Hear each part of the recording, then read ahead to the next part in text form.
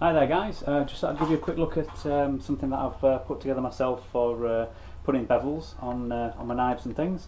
A little bit of an idea. I've looked at there's a lot of different ideas, a lot of stuff on the intraweb about how to put a bevel jig together, whatever for whatever you want. What I came up with is basically an angle plate, as you can see here, and then a couple of sets of bolts. The long side on here I use that sits onto the platen, and then the single bolts on the other side are what the knife sits against. So when I'm actually grinding, just moving this stuff out of the way, basically the knife will sit like so onto here. I clamp this on here, although all my clamps are actually currently being used to do some scales, but I would clamp that onto here, and then that allows me to use the bevel jig. As you can see here, initially at the moment I have two set up, and hopefully you can see the difference here.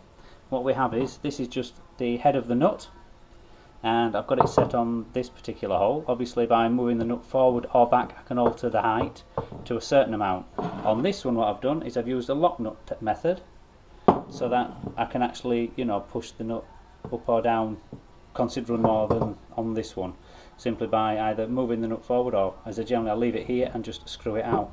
Then what I do, I have a magnetic angle finder, and I use this in two ways. The first way is to ensure that I know exactly how my platen is set up, and about the best I can get this, obviously it's allowing, I've got to look at the angle on the platen, and that actually comes out at approximately 2 degrees tipping forward. However, that is actually exactly how much my bench tips forward.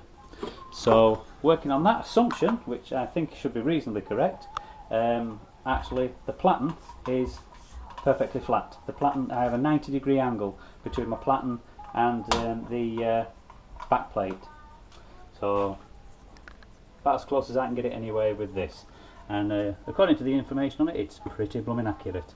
But then what also lets me do then is by placing the jig on here and then fitting the angle finder to here, it then gives me the angle that I'm grinding at.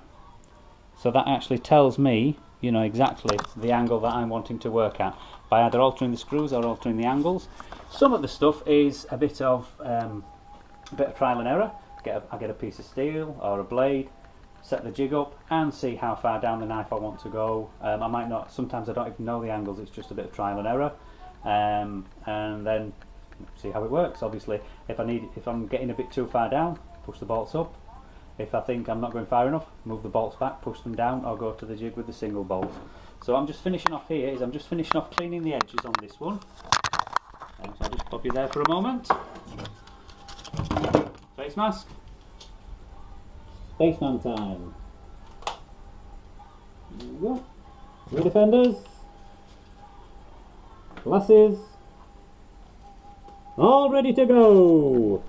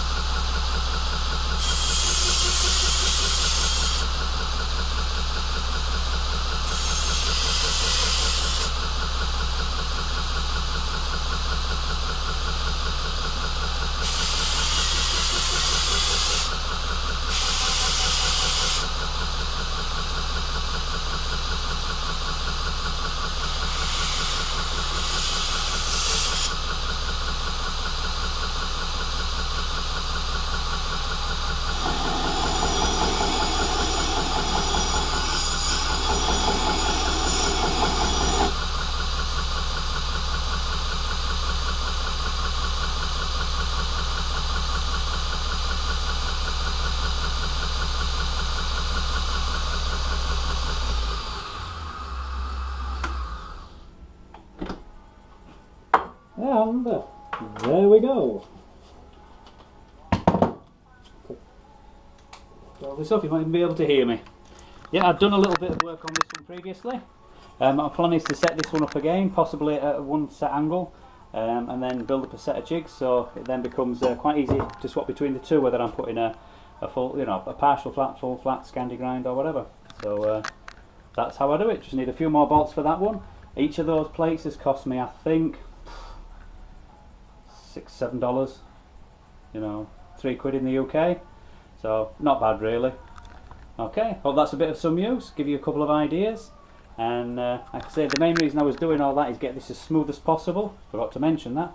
Nice and smooth. Obviously, then the smoother this is, slides on the old platen very easily. Slides on the base plate very easily, I should say. Like I say, hope you found that some use. Hope you're having an awesome day out there, guys, and getting out there doing it. And catch you later.